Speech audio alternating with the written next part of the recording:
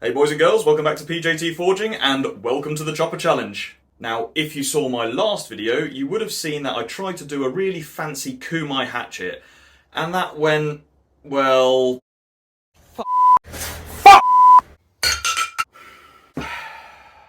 not great. But I'm not giving up. I've come up with a new and very different idea, which I think you're going to like. And seeing how I've harped on in the past about how I don't consider myself a bladesmith, I consider myself a blacksmith, and I said about 30 times in the last video that I want to go back to my roots, I've decided for this project I'm just going to do a more blacksmithy related design. So, without any further ado, let's do it! Shut up and sit down.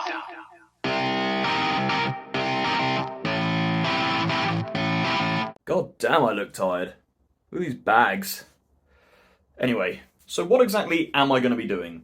I think I'm still kind of in the mindset of the fantasy challenge, and I want to make my chopper a kind of fantasy chopper. I've got no drawings or ideas prepared, I'm literally just kind of spitballing here. But how about for the shaft of the axe I make it like a human femur?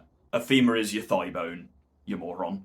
And yeah, if I manage to forge out like a fairly decent looking bone, I figure that would make a nice handle for this weapon. And then for the blade, I've got some massive chunks of steel which were designed as sacrificial teeth for the scoop of a digger. And they've been laying around my shop for ages, and I thought I could turn that into a kind of jaggedy, sort of orcish looking type blade. And then I like the idea of connecting the two and making it look like it's some kind of haphazardly thrown together weapon. And I mean, I don't know about you, but I like the idea of a bone chopper for this challenge. Now, if you've stumbled across this video and you've got no idea what the Chopper Challenge is, basically it's a bunch of attention-starved YouTubers trying to compete with each other to make the best chopper. There's no real hard or fast rules, it's just got to be a blade that is considered something that chops. And this year I'm in the judges tier, along with Denise Tyrrell, Endured Artisan, The Rivers Experiment, and Trolls KY. And this time round, we're also sponsored by these companies. Links down below. I would certainly recommend checking them out because that's what you're supposed to do with sponsors in a YouTube video. Anyway, enough blah blah, let's get on with this. What the hell was that noise?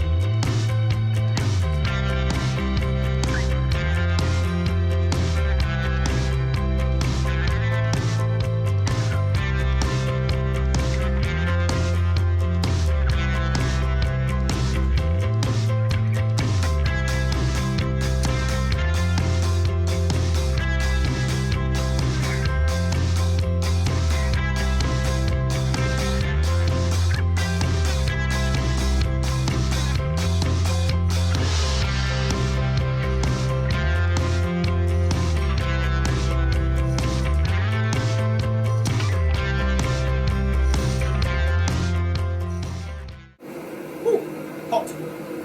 Who knew?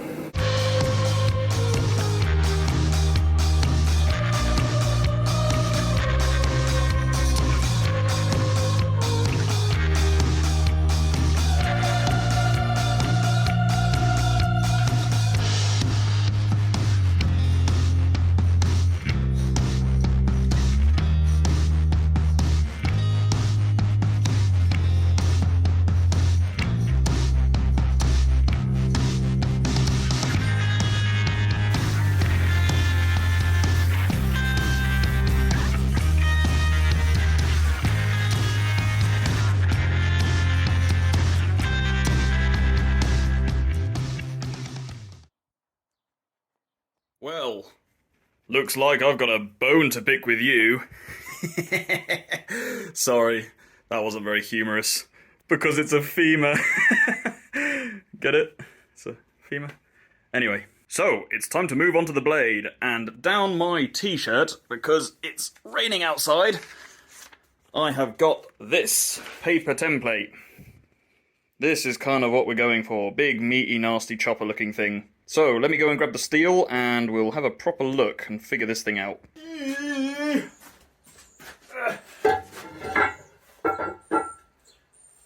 Well, that's a bit heavy. And ridiculous. Jesus, I'm going to move my camera back just so I can fit this thing in frame.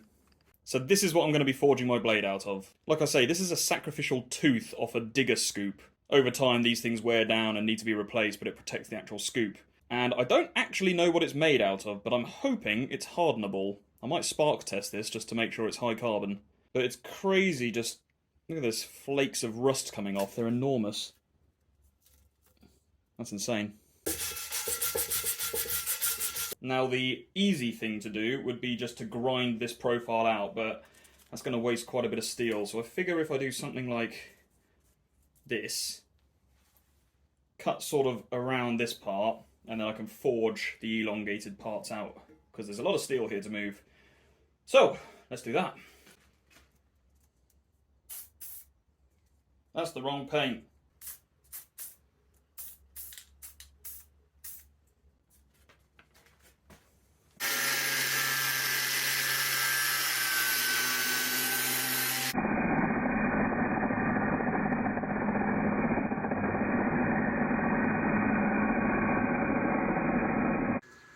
Well, I don't think there's any need to spark test. This thing's high carbon.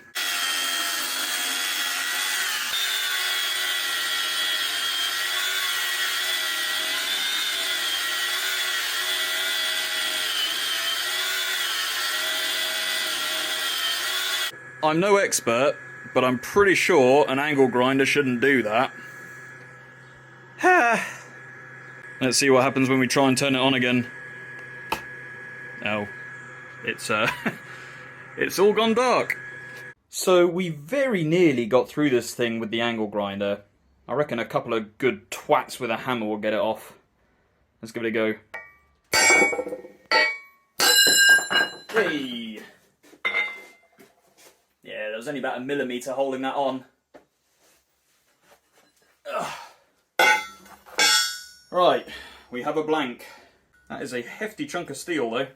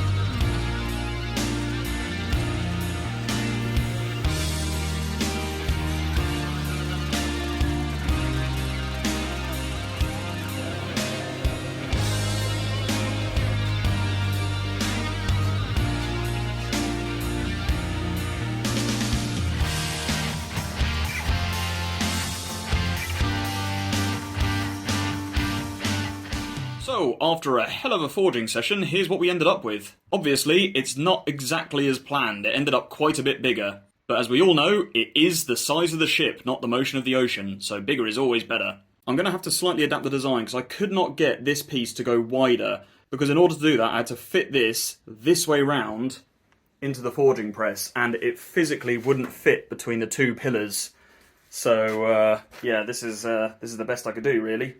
But that's fine, adaptation makes us think, so let's see what I can do with this. There we go, there's the adapted design. It's basically the same as the old one, just kind of stretched out a bit. I think this thing still looks really freaking mean.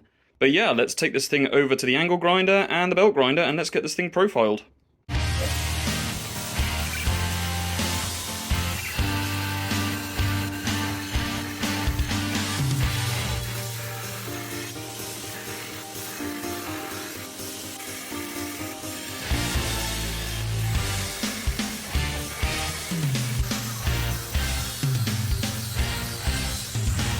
Alrighty, I thought I'd spare you any more of the grinding footage.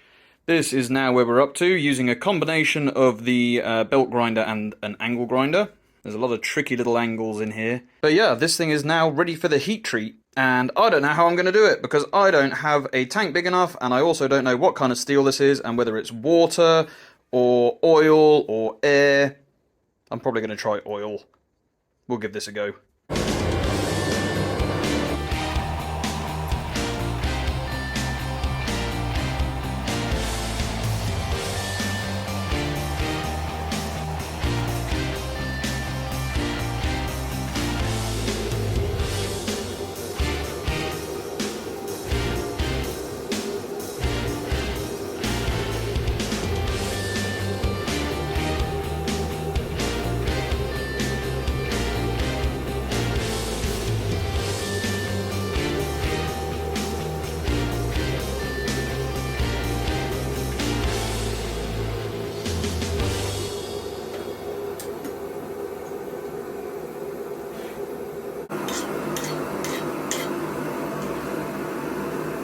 Not convinced.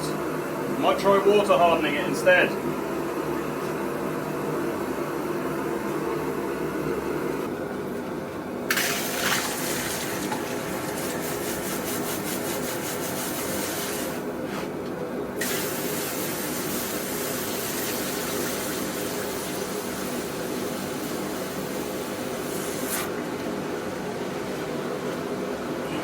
Well, that was an interesting quench. No idea how that's going to go. Woohoo! And now we're letting it temper at 200 degrees for 3 hours. So, we'll check back soon. Delicious. Alright, so we've got a blade, and we've got a bone.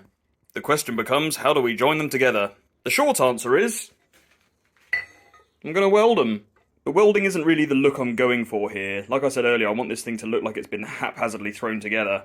So whilst, yes, I am going to put a couple of beads of weld sort of top and bottom on both sides, what I'm also going to do is have some brackets going around, and I think I'll forge a couple of spikes on the back just to make this thing look even meaner. See, that's the good thing about making something that looks like it's been haphazardly thrown together, is you can just haphazardly throw it together. In regards to the blade, I'm going to be leaving all these divots and horrible marks, because to me that kind of matches the theme. What I will do, though, is wire wheel this whole surface, and then I'm going to cold blue it so we get a nice blackened blade with a nice shiny bone. Because who doesn't love a good shiny bone? Yeah, I'm not done making the jokes, deal with it.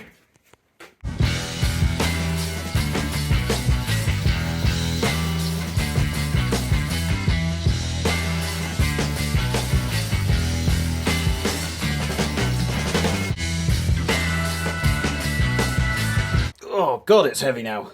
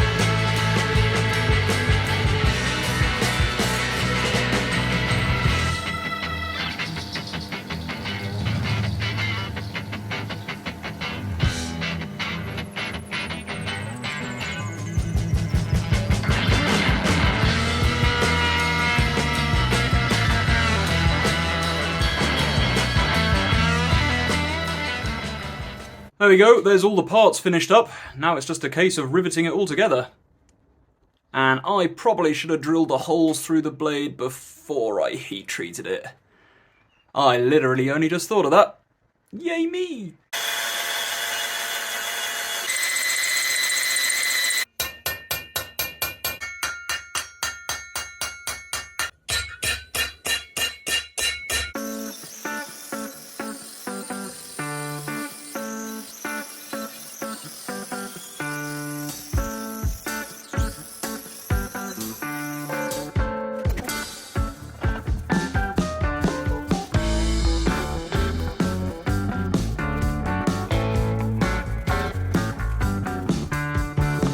Alright, so we got this thing ground clean, we've got it acetoned up, and it's now ready for the cold blue solution. I've put tape over the bone, so hopefully I don't get any major spills. Anything I do get, I can grind off again.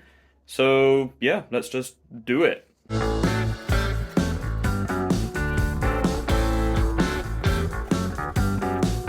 Well, that's looking pretty freaking sweet so far. Now we're going to cover it with some darkening Danish oil just to really make this axe head pop.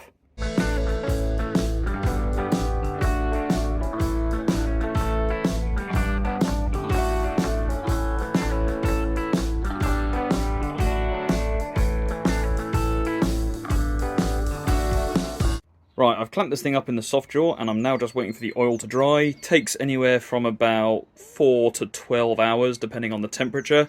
It's a nice sunny day today, so fingers crossed, won't take too long. And then yeah, we'll just move on to the handle. Well, it's a few hours later.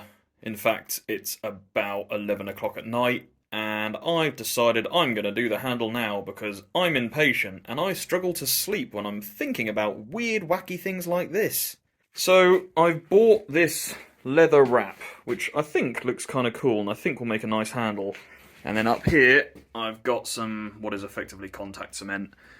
So, we're going to wrap this thing, glue this to it, and hope that it kind of looks cool. The glue takes about 24 hours to dry, so me being impatient, I decided to do it now. Because what better time than when you're wearing pyjamas?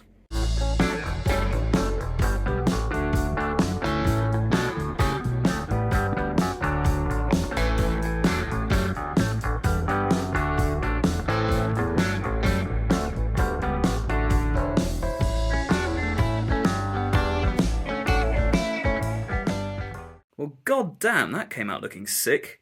There we go, there's both the points now sharpened, and the edge has also now been sharpened. I've just done this really roughly with an angle grinder to keep the sort of aesthetic of this really poorly maintained beast. So yeah, let's get on to the action shots.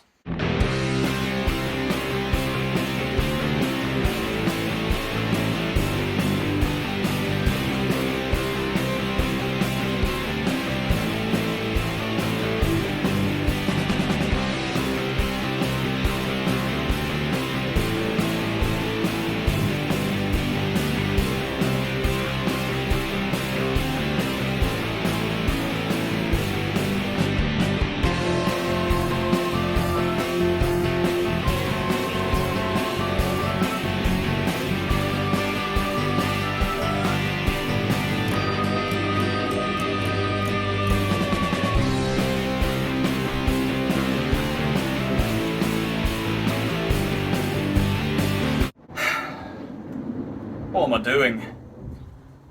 I'm a grown man. Right, if we're gonna do this, let's do it properly.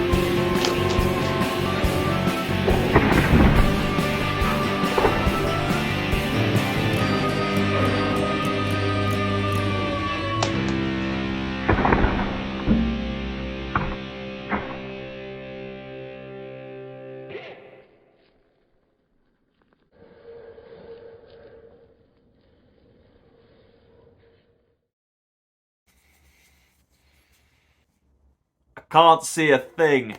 Ow. There we go.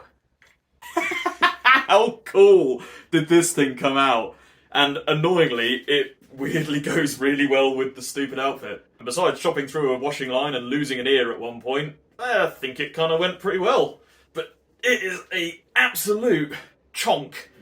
But yeah, that's the end of the video, guys. So be sure to go and check out the other makers' builds, and there'll be a link below for you to vote for your favourite. I'm obviously up against the judges this year, so I don't know how well I'm going to do. I can promise you that having had a sneak peek, there is some stiff competition. Why am I still holding my arm up like this? But yeah, that's it, guys. So all the best, take care, and I'll see you on the next video. Bye-bye!